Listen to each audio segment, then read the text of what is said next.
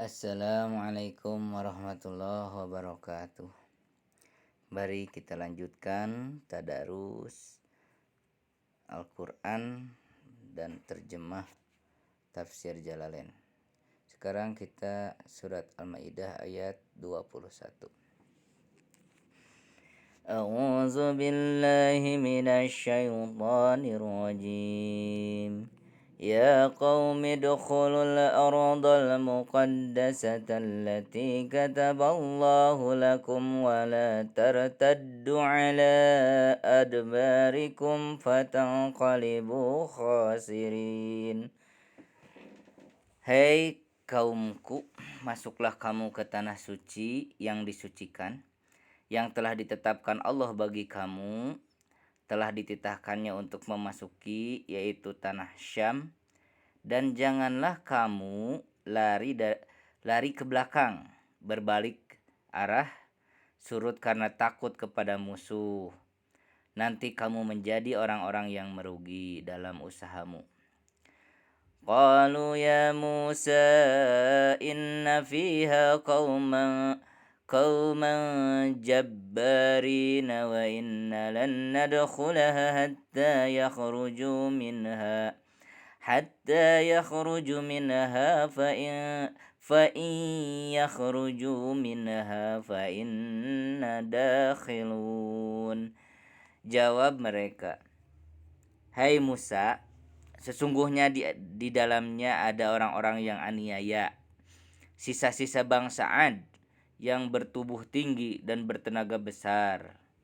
Dan sesungguhnya kami tidak akan memasukinya hingga mereka keluar daripadanya. Jika mereka telah keluar daripadanya, barulah kami memasukinya. Qala rajulani minal ladzina yakhafuna an'ama Allahu alaihim adkhulu alaihimul baba fa idza dakhaltumuhu fa innakum ghalibun wa 'alallahi tawakkalu in kuntum mu'minin. Berkatalah kepada mereka dua orang laki-laki di antara orang-orang yang takut menyalahi perintah Allah bernama Yusa dan Kalib, yakni dua orang di antara para pemimpin yang dikirim Musa untuk menyelidiki orang-orang aniaya itu. Dan Allah telah memberi kedua mereka itu nikmat berupa tindakan bijaksana hingga mereka tak hendak menyingkapkan keadaan sebenarnya dari orang-orang aniaya itu selain kepada Musa. Berbeda halnya dengan anggota-anggota lainnya yang menyiarkan berita itu hingga kaum Musa pun menjadi takut karenanya. Serbulah mereka dengan melalui pintu gerbang atau lewat pintu gerbang. Maksudnya pintu gerbang kota, dan janganlah takut kepada mereka karena mereka itu tinggal tubuh tanpa hati atau keberanian. Apabila kamu masukinya, niscaya kamu akan beroleh kemenangan. Hal itu mereka ucapkan karena yakin akan beroleh pertolongan Allah dan bahwa Allah pasti menepati janjinya. Dan kepada Allah lah hendaknya kamu bertawakal jika kamu betul-betul orang-orang yang beriman. Qalu ya Musa inna lan nadkhulaha abadan ma damu fiha fadhhab anta wa rabbuka faqatila inna hahuna qa'idun. Kata mereka, hai Musa, kami sekali-kali tidak akan memasukinya untuk selama-lamanya selagi mereka masih berada di dalamnya.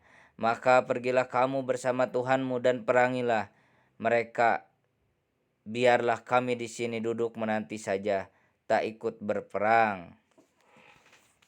Qala rabbi inni la amliku illa nafsi wa akhi fafruq bainana wa bainal qaumil fasiqin.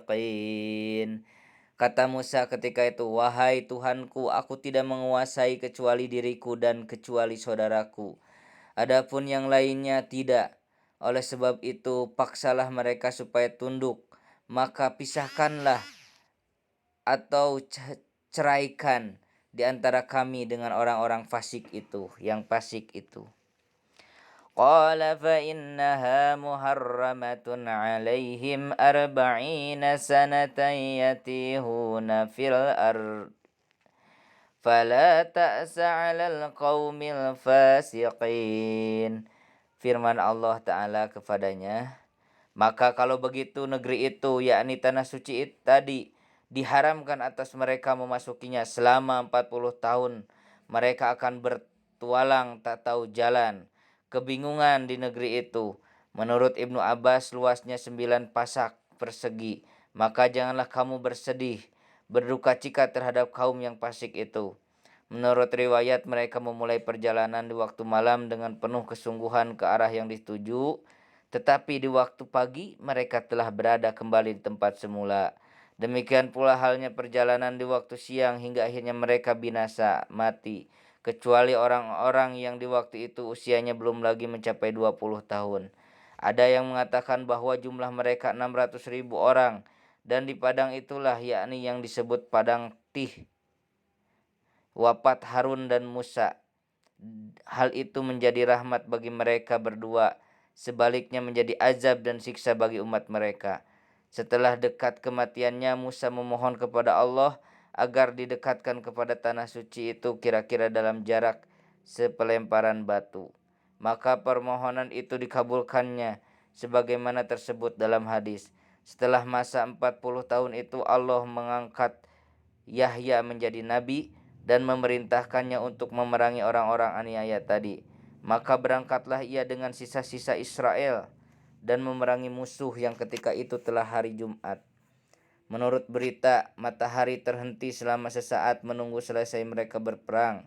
Diriwayatkan oleh Ahmad dalam musnadnya sebuah hadis bahwa matahari itu tidak pernah tertahan jalannya untuk kepentingan mereka kecuali bagi Yusa, yaitu di malam-malam perjalanan menuju Baitul Maqdis. Watlu alaihim naba abna Adam bil haqqi id qarraba qurbanan fatuqabbila min ahadihima wa lam yutaqabbal minal akhari qala la aqtulannak قال لا أقتلنك قال إنما يتقبل الله من المتقين. Dan bacakanlah hai Muhammad kepada mereka, yakni kepada kaummu, kabar berita dua orang anak Adam, yaitu Habil dan Qabil, dengan sebenarnya. Berhubungan dengan Utlu ketika keduanya mempersembahkan kurban kepada Allah berupa domba dari Habil dan hasil tanaman dari Qabil. Maka diterima dari salah seorang mereka, yakni dari Habil, dengan alamat turunnya api dari langit yang melahap kurbannya, dan tidak diterima dari yang lain, yakni dari Qabil, yang menjadi murka dan memendam kedengkian dalam dirinya menunggu naik hajinya Adam. Katanya, yakni Qabil kepada Habil, sungguh akan kubunuh kamu. Kenapa kurbanmu diterima sedangkan kurban saya tidak? Jawabnya, yakni Habil, sesungguhnya Allah hanya menerima kurban dari orang-orang yang bertakwa.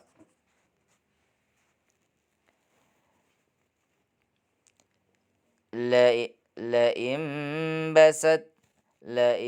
بسطت إلي يدك لتقتلني ما أنا بباسط يدي إليك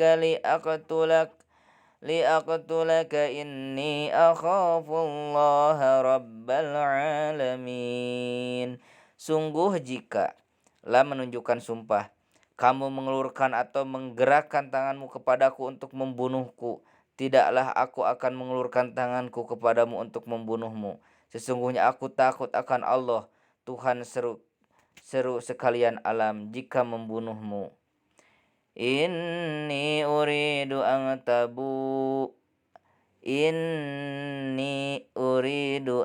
tabu'a bi ismi wa ismika fatakuna min ashabin nar wa zalika jazaa'ud dhalimin. Sungguh aku ingin agar kamu kembali membawa dosaku. Maksudnya kembali menghadap kepada Allah dengan membawa dosa membunuhku. Dan dosamu sendiri yakni yang kamu perbuat sebelumnya. Hingga kamu akan menjadi penghuni neraka. Sedangkan aku tak ingin memikul dosamu jika membunuhnya. Sehingga aku menjadi penghuni neraka pula. Firman Allah Subhanahu wa taala, dan demikianlah balasan bagi orang-orang yang aniaya. فطوأت له نفسه قتل أخيه فقتله فأصبح من الخاسرين. Tetapi nafsunya menggodanya untuk membunuh saudaranya, lalu dibunuhnyalah, maka jadilah dia termasuk di antara orang-orang yang merugi. Disebabkan pembunuhan itu, mulanya ia tidak tahu apa yang akan diperbuatnya terhadap mayat saudaranya itu, karena ia adalah mayat yang pertama dari anak cucu Adam di muka bumi. Maka dipikulnyalah di atas punggungnya. Sadaqallahul Adim. Sami'na wa ata'na ghufranaka rabbana wa ilaikal masir. Baik, terima kasih. Cukup sekian. Kita lanjut lagi untuk cerita Qabil dan Habilnya. Mudah-mudahan bermanfaat. Terima kasih. Assalamualaikum warahmatullahi wabarakatuh.